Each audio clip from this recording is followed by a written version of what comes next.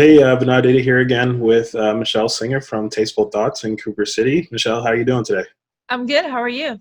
Doing well, doing well. Thanks for your time. I know you got a busy schedule. I appreciate taking the time out. Um, Well, thank you for inviting me. I appreciate it. no, not a problem.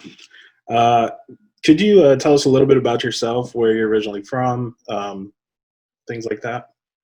I was born in New York. We moved down to Florida when I was 6 years old, so I kind of feel like I'm a Floridian. Right. Lived in Miami almost all my life. Moved to Hollywood when I was old enough to get my own apartment. And actually, we still live in Hollywood, my family and I, West Hollywood, and my store's in Cooper City. So I haven't really gone too far. Nice. Okay. And what's your background? How'd you get started with the whole chocolate business? My background is I worked in television.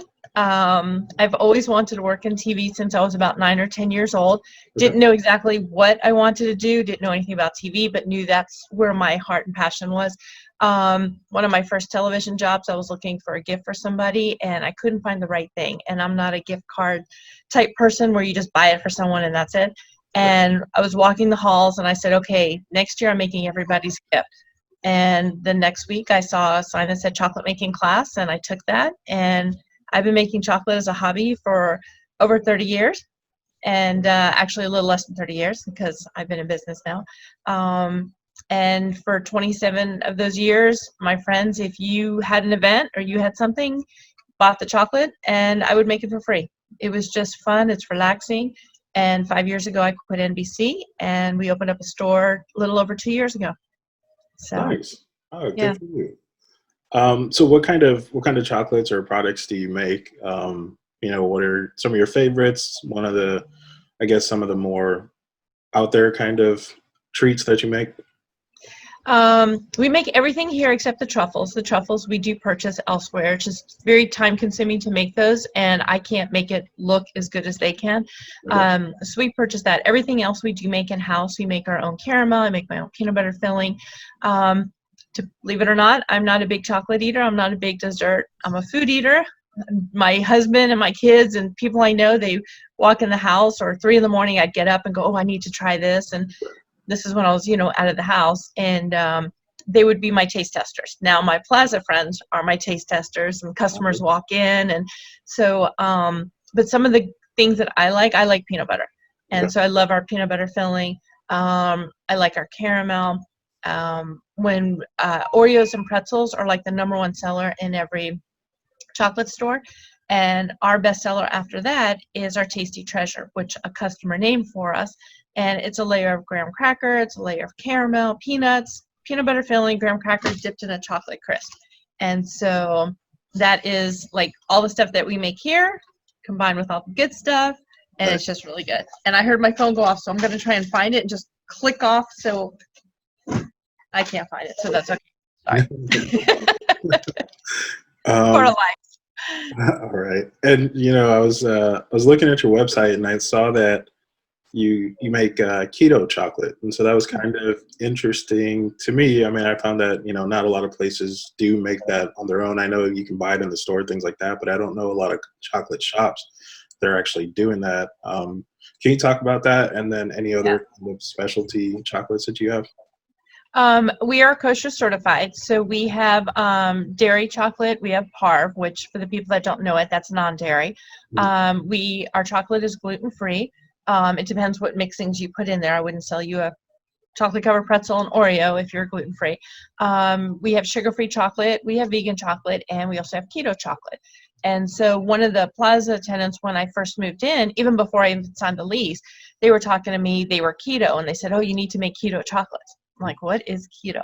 So they kind of briefed me on the whole thing, and she gave me some recipes. I looked some stuff up, and then I just started creating my own. And we make it, like I said, we make it here. We buy it, and it's just fun. I've eaten the sugar free. I've eaten the keto. I don't eat a lot of chocolate, like I said, but I will snack on each thing occasionally just to try it, just to make sure everything's okay. But I do like our keto. All right, nice. And then, the big thing lately, as society's been the pandemic. Can you kind of talk about how you've been impacted by that and what restrictions you're taking, things like that? We just opened up our store last week. We had closed the doors, I believe, since March, Hmm. and we were doing curbside only. Okay. People would call in the orders, or we would go outside, take your order. We've been doing more deliveries, um, shipping items. It's impacted the business financially just because we're making probably less than 50% than we were before. I've had to let all my employees go, Mm. which is a shame because I like them. Right. And, it's kind of hard on that aspect. So I'm working pretty much 7 days a week, whether I'm here or not here. You're just in your mind doesn't stop what you need to do, what you need to take care of. Right. On the other side, my family and I and my friends are completely healthy. We're, still here. I keep telling my husband that, we'll find out in October. We'll see how everything's going. I know some people that had to close up shop, and I'm lucky enough that we were able to stay open and at least, bring a few dollars in. But it's changed the way we've done things. We have a room in the back that we've done parties and events and fundraisers and chocolate making classes. We are opening that up again next week. Today's Thursday, Friday. Right. We're opening it up again next week. Everything is disposable. We can fit 8 people maximum in there. Each person has their own 6-foot table with a little space in between. It's sort of as if you're eating at a restaurant, except you're having fun. So we're not it's not mandatory that there has to be 8 people in the room. We had a mom call the other day. She wanted to book the room for just her 2 kids and herself. And it's better if we book the room completely. It's just easier for us.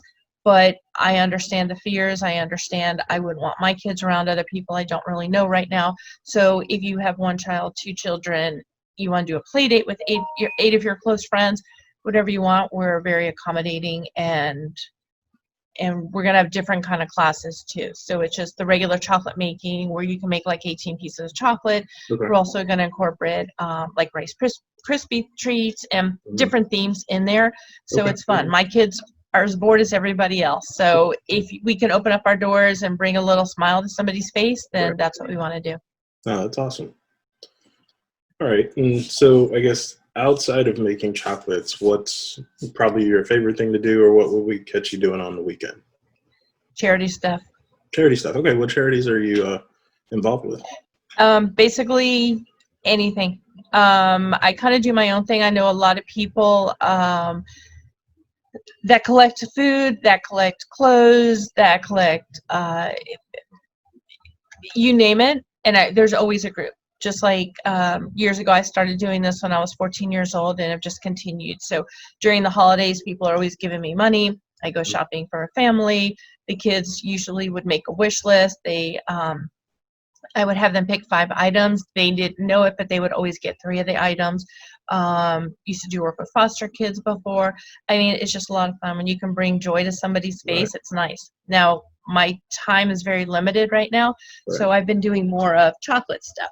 So even during the holidays, even not the holidays, COVID-19, when we first locked our doors, there was a need out there because there's a lot of kids at home. There's a lot of kids that now the parents can't afford anything. My husband's out of work. He works in sports. He's not going back to work for a while. We have a store that's down 50%.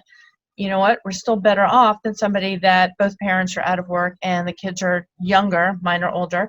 And so what we did is we arranged it with somebody else through the city, and we were giving free chocolate to go kits. We started that during COVID-19. So you can't come here to do your party or function, but we can bring it to you. And so we were able to do that and give that to people. So we've been doing more chocolate charity things and giving out. We've also done given to first responders where people can donate, and so then we add a little bit to each basket, and then we bring it to the fire station or the hospitals. But because I know so many people that work with others, if you call me and say, Michelle, this kid, I have a family that needs this, I'll reach out to some people. I've got a room full of clothes that I'm going to give to somebody that has a warehouse, and they're going to distribute it to people that really need it. You don't need, I deal with more individual people that are doing this from the goodness of their heart and not specific agencies and charities, although I do work with them as well. Okay, cool. Well, Michele, I mean, thank you for your time. It was great getting to know more about you, about the business, and how you're moving through the current times. Definitely appreciate it, and look forward to hearing from you more soon. Thank you. I look forward to seeing you. Alrighty.